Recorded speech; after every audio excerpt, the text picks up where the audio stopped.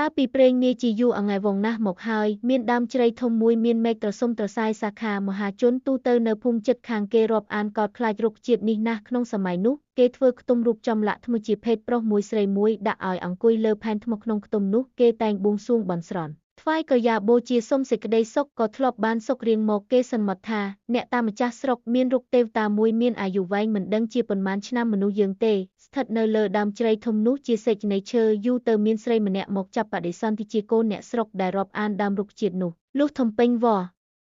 អ៊ីជំទង់ដល់រដូវត្រូវសែនព្រេនថ្វាយក្រយ៉ាបូជាជូនអ្នកតាម្ចាស់ស្រុកនាងនោះក៏ទូលថាស្បាយនំចំណីទៅសែនជួសឪពុកម្ដាយរុក្ខទេវតាក្រឡេកឃើញដូច្នេះចេះតែមានចិត្តអាណិតអាសូរស្រឡាញ់នាងនោះហាក់ដូចជាប្រត់គ្នាពីកាលណាមកហើយទើប